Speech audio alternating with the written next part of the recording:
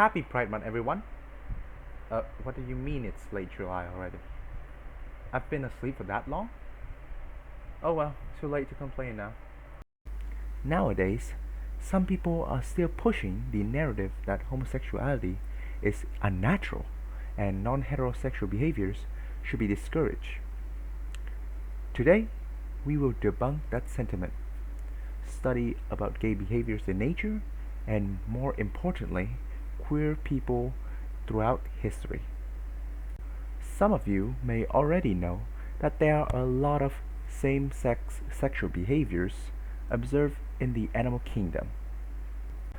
Before we start, it is important to note that homosexuality is a modern term that comes with a lot of societal baggage and cannot be applied completely to these examples. Words and labels alone can't accurately explain such complexity. So all of these examples should be understood more as queer behaviors, not necessarily simply homosexual. Exhibit A: Cygnus atratu, or the black swans. Occasionally, they would form stable same-sex pairs that last for years. Roughly 25% of all swan parents are actually same-sex couples, which isn't the majority, but it's anything but rare. These gay couples actually have a mere 6% divorce rate. We can see that this is genuine bond and not mere circumstance. And maybe this is the most surprising fact, is that the male-on-male pairs are almost 3 times as likely to raise their chicks successfully to adulthood, 80% compared to 30% of straight couple. I see that you're asking yourself, how does these gay dads get their eggs?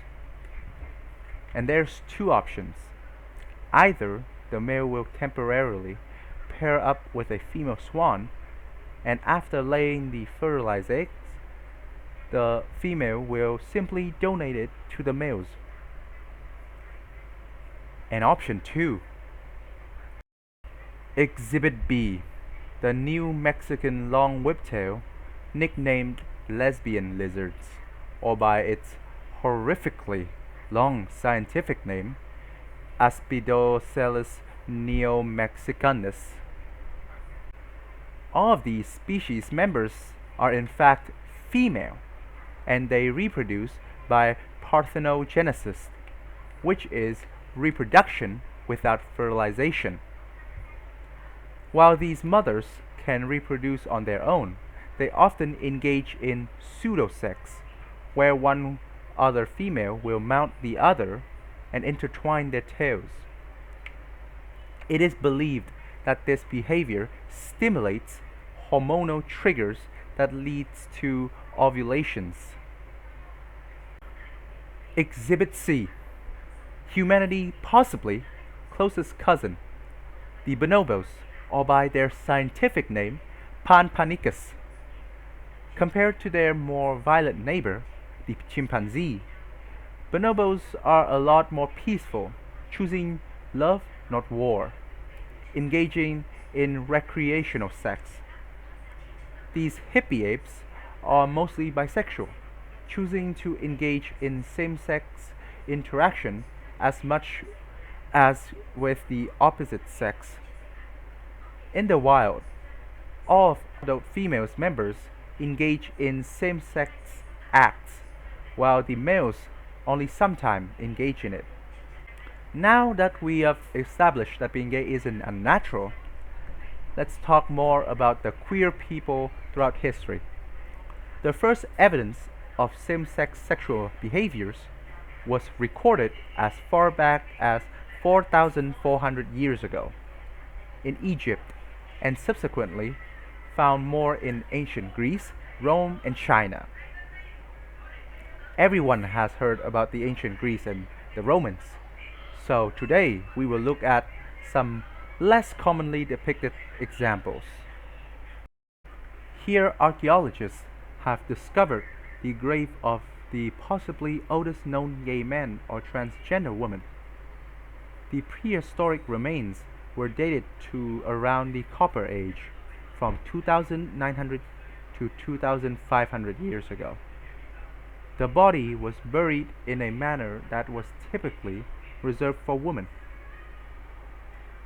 The skeleton was found on its side, facing east, surrounded by jugs, and at the feet of the skeleton was an egg-shaped container, which were all previously seen mostly in female burials. Men during this period were buried with weapons, stone battle axes, and flint knives to signify their roles as warriors and defenders.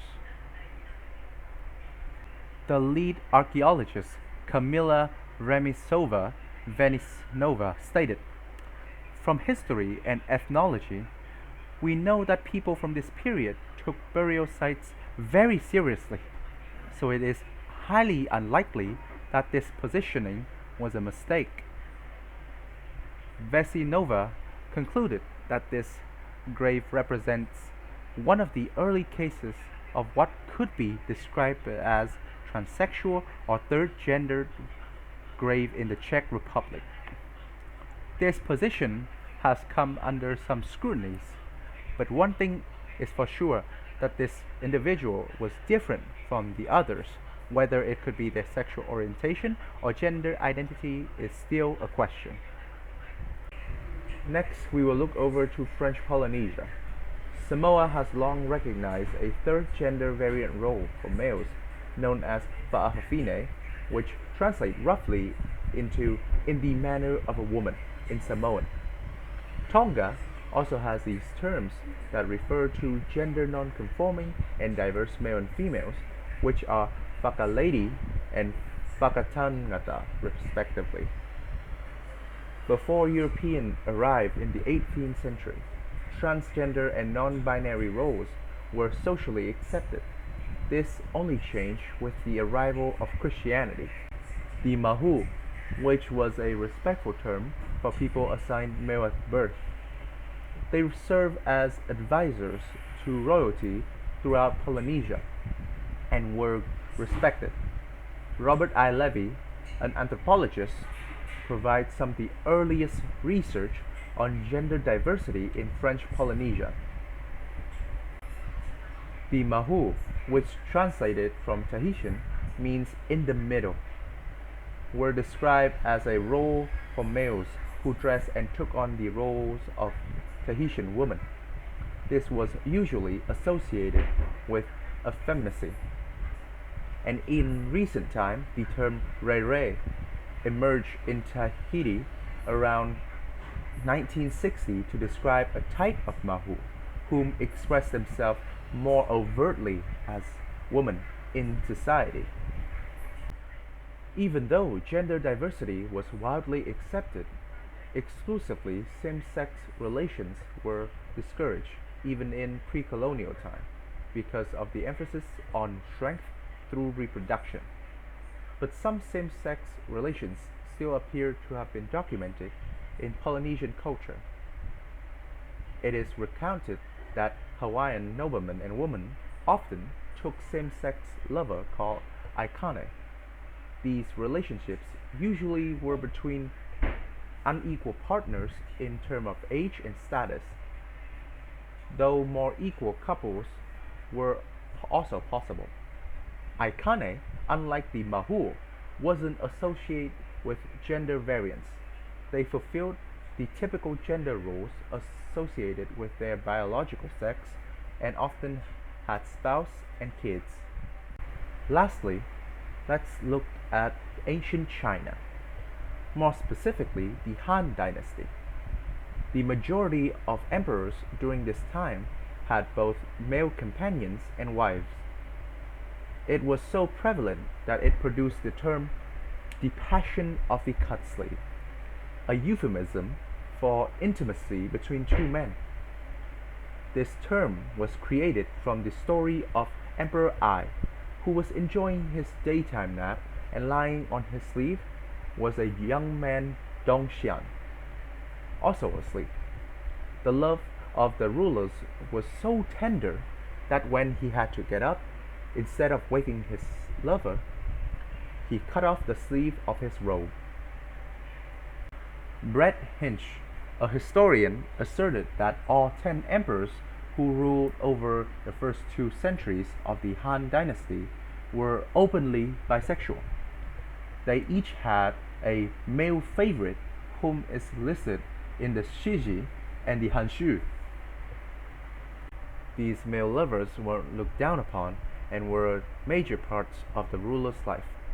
According to medical anthropologist Vincent E. Gill, the surviving literature from that time period in China indicate that homosexuality was accepted by the royal court and its custom widespread among the nobility. The evidence doesn't stop there, however. It is believed that same-sex love existed even before the Han Dynasty. The Zhou Dynasty, roughly 1046 to 256 BC, was also documented to have same-sex desire. Han Fei wrote of Mi Xi Xia in The Passion of the Cut Sleeve, a man who sought the love of Duke Ling of Wei. These were just some records of the gender diversity of ancient culture and people, and it is clear to me that queer people have existed for far longer than homophobia. It is truly a shame that nowadays queers are still discriminated in a lot of places around the world. And if somebody tells you being gay isn't normal, you can tell them that homosexual behaviors are observed across over 1,500 species, but only one species practice homophobia.